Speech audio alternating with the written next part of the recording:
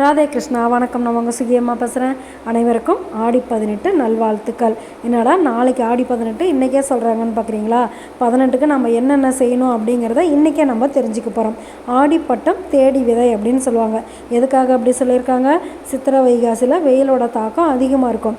அப்புறம் ஆனி மாதம் அந்த காஞ்சி கிடக்கிற அந்த வயல்வெளியெல்லாம் சுத்தம் செய்வாங்க. ஆடி மாதம் நல்ல மழை வந்துச்சுனாக்கா அதில் விதை போட்டோம்னாக்கா அமோக விளைச்சல் வரும் அப்படின்னு சொல்லி எல்லாரும் ஆடி மாதத்துக்காக வெயிட் பண்ணிகிட்டு இருப்பாங்க.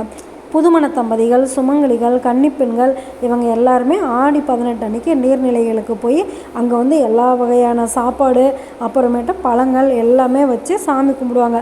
தாலி சரடெல்லாம் வச்சு கும்பிட்டு அன்றைக்கி கயிறு மாற்றிக்குவாங்க. அது ரொம்ப ரொம்ப விசேஷமாக கல்யாணம் ஆகாத பெண்களுக்கு கல்யாணம் ஆகும். அப்புறமேட்டு சுமங்கலி பெண்கள் தங்களுடைய கணவருடைய ஆயுள் நல்லா இருக்கணும் அப்படிங்கிறதுக்காகவும் வேண்டிக்குவாங்க.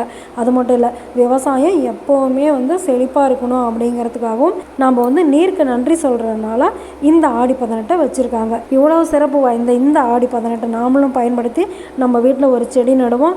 அப்படி நட முடியலைனாக்கா நீங்கள் எங்கேயாவது வெளியில் போனீங்கன்னாக்கா ஓடுற நீரில் ஏதாவது ஒரு விதையவோ நவதானியங்களையோ விடலாம். அப்படி விட்டோம்னாக்கா அந்த விதை எங்கேயாவது ஒரு இடத்துல போய் மரமாவோ செடியாவோ வளரும். நாமும் இந்த ஆடி 18 அன்னைக்கு விதைகளை தேடி வளர்ப்போம்.